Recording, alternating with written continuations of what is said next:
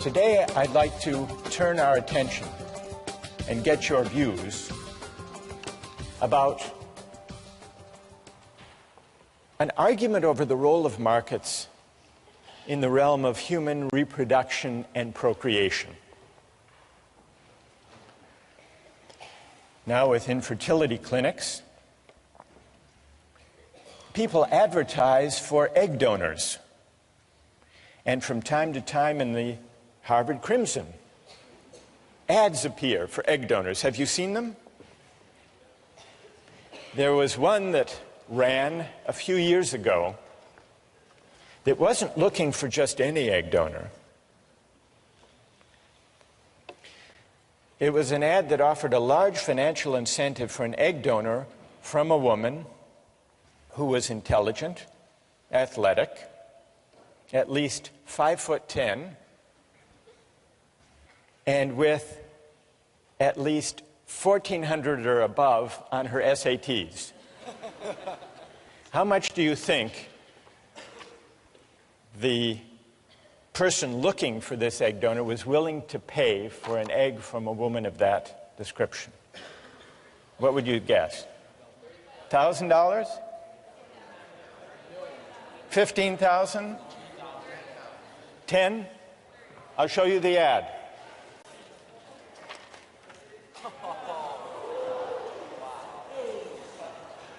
$50,000 for an egg,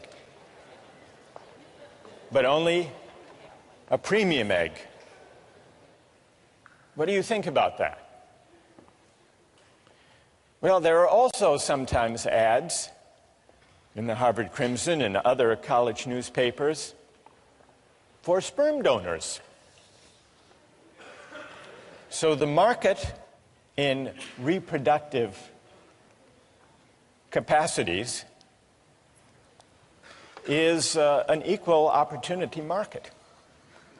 Well, not exactly equal opportunity. They're not offering $50,000 for sperm. But there is a company, a large commercial sperm bank, that markets sperm. It's called California Cryobank. It's a for-profit company. It imposes exacting standards on the sperm it recruits. And it has offices in Cambridge between Harvard and MIT, and in Palo Alto near Stanford. Cryobank's marketing materials play up the prestigious source of its sperm. Here is from the website of Cryobank the information.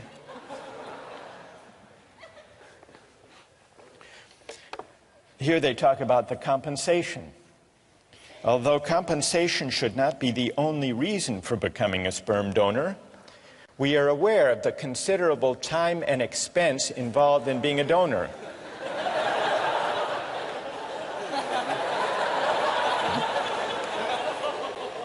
So, do you know what they offer?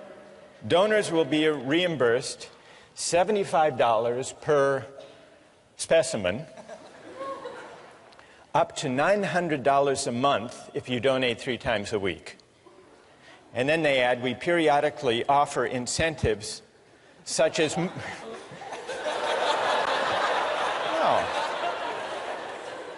such as movie tickets or gift certificates for the extra time and effort expended by participating donors. It's not easy to be a sperm donor. They accept fewer than 5% of the donors who apply. Their admission criteria are more demanding than Harvard's. The head of the sperm bank said the ideal sperm donor is 6 feet tall, with a college degree, brown eyes, blonde hair, and dimples. For the simple reason that these are the traits that the market has shown the customers want. quoting the head of the sperm bank, if our customers wanted high school dropouts, we would give them high school dropouts. So here are two instances, the market in eggs for donation and the market in sperm, that raise a question about whether eggs and sperm should or should not be bought and sold for money. As you ponder that, I want you to consider another case involving a market and, in fact, a contract in the human reproductive capacity. And this is the case of commercial surrogate motherhood. And it's a case that wound up in court some years ago. It's the story of Baby M. It began with William and Elizabeth Stern, a professional couple, wanting a baby, but they couldn't have one on their own, at least not without medical risk to Mrs. Stern. They went to an infertility clinic where they met Mary Beth Whitehead, a 29-year-old mother of two, the wife of a sanitation worker. She had replied to an ad that the center had placed, seeking the service of a surrogate mother. They made a deal. They signed a contract in which William Stern agreed to pay Mary Beth Whitehead a $10,000 fee plus all expenses, in exchange for which Mary Beth Whitehead agreed to be artificially inseminated with William Stern's sperm, to bear the child, and then to give the baby to the Sterns. Well, you probably know how the story unfolded. Mary Beth gave birth and changed her mind. She decided she wanted to keep the baby. The case wound up in court in New Jersey. So let's put aside any legal questions and focus on this issue as a moral question. How many believe that the right thing to do in the Baby M case would have been to uphold the contract, to enforce the contract? And how many think the right thing to do would have been not to enforce that contract? So it's about, the majority say enforce. So let's now hear the reasons that people had, either for enforcing or refusing to enforce this contract. First, from those, I want to hear from someone in the majority. Why do you uphold the contract? Why do you enforce it? Who can offer a reason?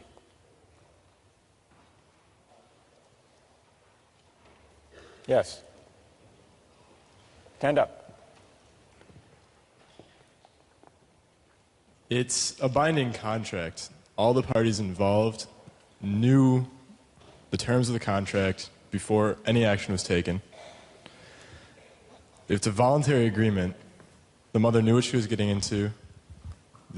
All four intelligent adults, regardless of formal education, whatever. So it makes sense that if you know what you're getting into beforehand and you make a promise, you should uphold that promise in the end. Okay. A deal is a deal, in other words. Exactly. And what's your name? Patrick. Is Patrick's reason the reason that most of you in the majority favored upholding the contract? Yes? All right, let's hear now someone who would not enforce the contract. What do you say to Patrick? Why not? Yes. Well, I mean, I agree. I think contracts should be upheld when all the parties know all the information. But in this case, I don't think there's a way a mother, before the child exists, could actually know how she's going to feel about that child. So I don't think the mother actually had all the information. She didn't know the person that was going to be born and didn't know how much she would love that person. So that's my argument. So you would not, and what's your name? Evan Wilson. Evan says he would not uphold the contract because when it was entered into, the surrogate mother couldn't be expected to know in advance how she would feel. So she didn't really have the relevant information when she made that contract. Who else? Who else would not uphold the contract? Yes. I also think that a contract should generally be upheld, but I think that the child has an inalienable right to its actual mother, and I think that if that mother wants it, then that child should have the right to that mother. You mean the biological mother, not the adoptive mother? Right. And why is that? First of all, tell me your name. Anna? Anna. Why is that, Anna? Because I think that that bond that is created by nature is stronger than any bond that is created by, a contract. Good. Thank you. Who else? Yes. I disagree. I don't think that a child has an inalienable right to her biological mother. I think that adoption and surrogacy are both legitimate trade-offs. And I agree with the point made that it's a voluntary agreement. An individual made it. It's a voluntary agreement. And you can't apply coercion to this argument. You can't apply the objection from coercion to this argument. Correct. What's your name? Kathleen. Kathleen, what do you say to Evan that though there may not have been... Evan claimed that the consent was tainted not by coercion but by lack of adequate information. She couldn't have known the relevant information, namely how she would feel about the child. What do you say to that? I don't think the emotional content of her feelings plays into this. I think in a case of law, in the justice of this scenario, her change of feelings are not relevant. If I give up my child for adoption and then I decide later on that I really want that child back, too bad. It's a trade-off. It's a trade-off that the mother has made. So a deal is a deal. You agree with Patrick? I agree with Patrick. A deal is a deal. Yes. Good. Yes.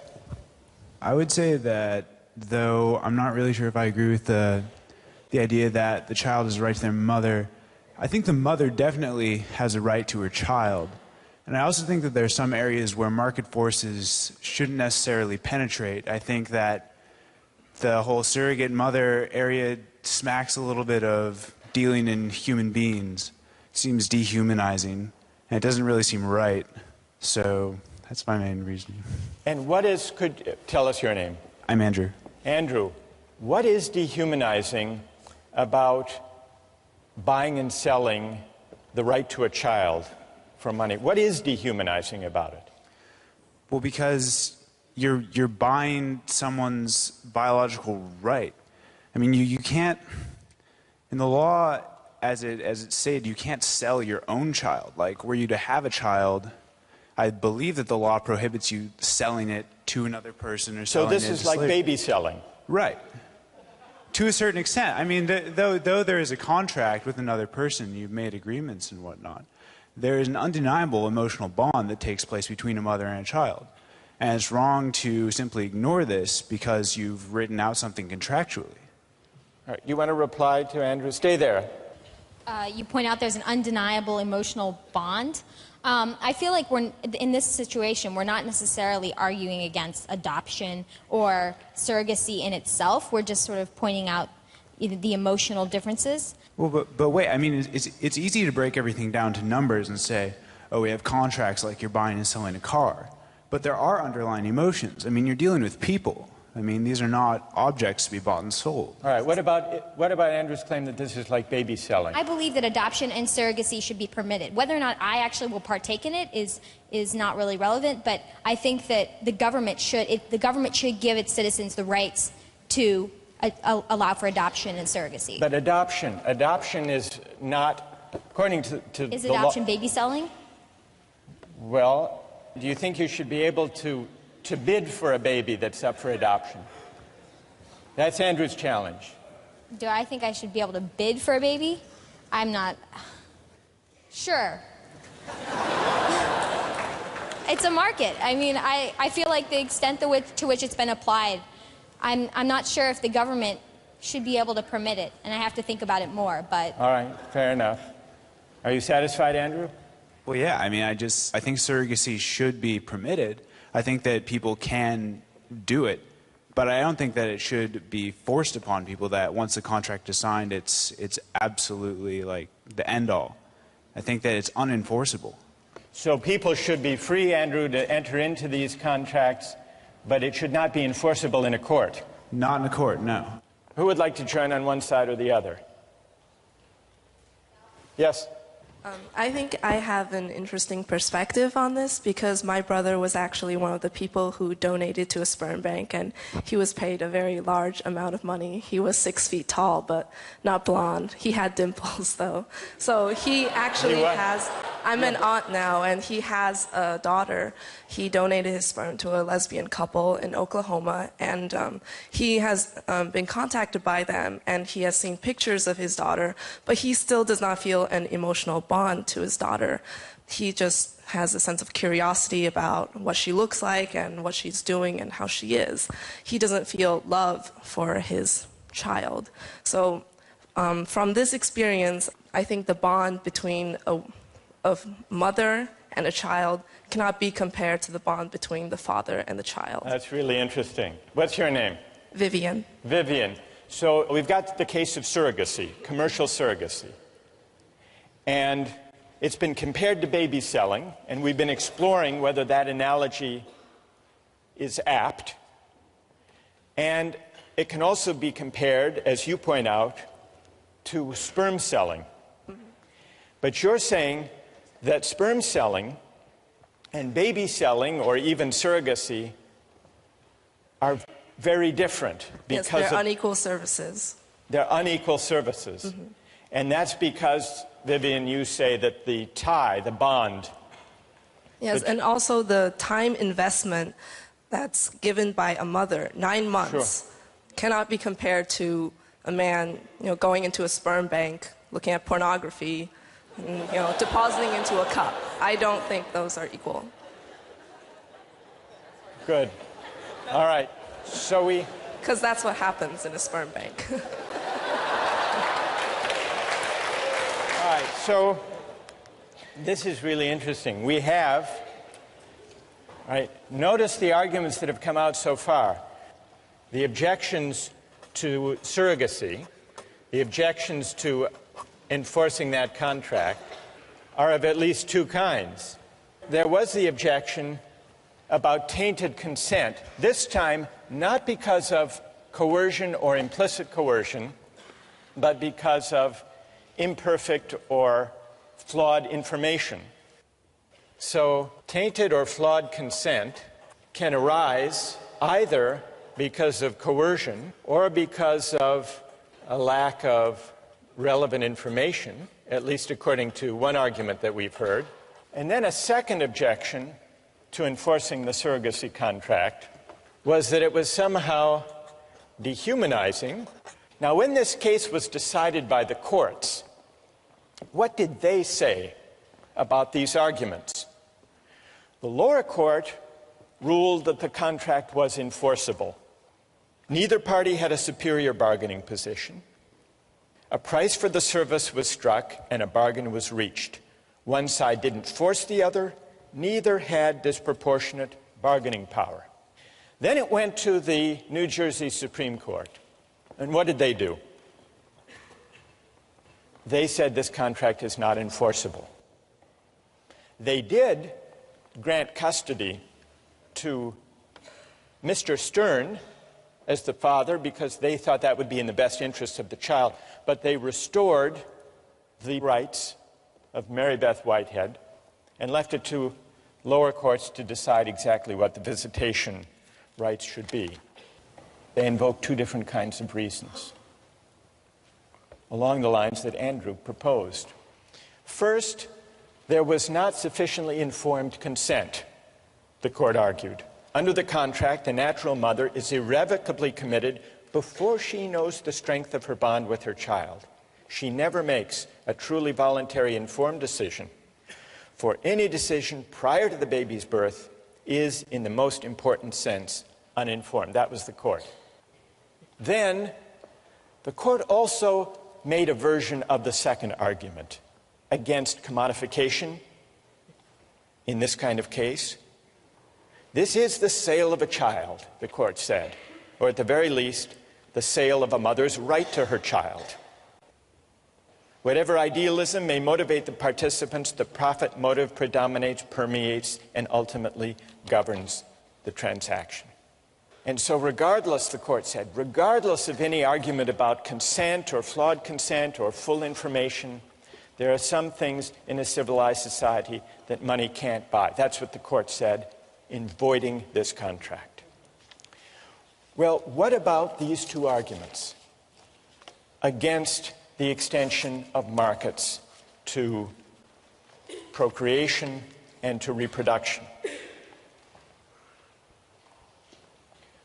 How persuasive are they?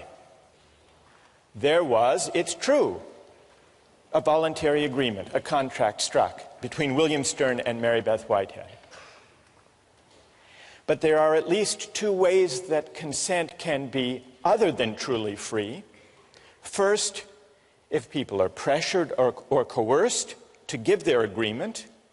And second, if their consent is not truly informed. And in the case of surrogacy, the court said, a mother can't know, even one who already has kids of her own, what it would be like to bear a child and give it up for pay.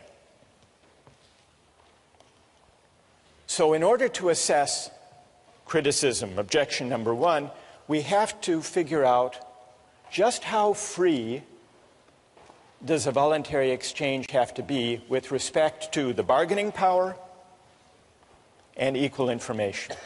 Question number one. How do we assess the second objection? The second objection is more elusive. It's more difficult. Andrew acknowledged this, right? What does it mean to say there is something dehumanizing to make childbearing a market transaction? Well, one of the philosophers we read on this subject, Elizabeth Anderson, tries to bring some philosophical clarity to the unease that Andrew articulated. She said, by requiring the surrogate mother to repress whatever parental love she feels for the child, surrogacy contracts convert women's labor into a form of alienated labor. The surrogate's labor is alienated because she must divert it from the end which the social practices of pregnancy rightly promote, namely an emotional bond with her child. So what Anderson is suggesting is that certain goods should not be treated as open to use or to profit. Certain goods are properly valued in ways other than use. What are other ways of valuing and treating goods that should not be open to use? Anderson says there are many. Respect, appreciation, love, honor, awe, sanctity. There are many modes of valuation beyond use, and certain goods are not properly valued if they're treated simply as objects of use. How do we go about evaluating that argument of Anderson? In a way, it takes us back to the debate we had with utilitarianism. Is use the only proper way of treating goods, including life, military service, procreation, childbearing? And if not, how do we figure out? How can we determine what modes of valuation are fitting or appropriate to those goods? Several years ago, there was a scandal surrounding a doctor, an infertility specialist in Virginia named Cecil Jacobson. He didn't have a donor catalog because, unknown to his patients, all of the sperm he used to inseminate his patients came from one donor, Dr. Jacobson himself. At least one woman who testified in court was unnerved at how much her newborn daughter looked just like him. Now, it's possible to condemn Dr. Jacobson for failing to inform the women in advance. That would be the argument about consent. The columnist Ellen Goodman described the bizarre scenario as follows. Dr. Jacobson, she wrote, gave his infertility business the personal touch. But now the rest of us, she wrote, are in for a round of second thoughts about sperm donation. Goodman concluded that fatherhood should be something you do, not something you donate. And I think what she was doing, and what the philosopher Elizabeth Anderson is doing, and what Andrew was suggesting with his argument about dehumanization, is pondering whether there are certain goods that money shouldn't buy, not just because of tainted consent, but also perhaps because certain goods are properly valued in a way higher than mere use. Those, at least, are the questions we're going to pursue with the help of some philosophers in the weeks to come.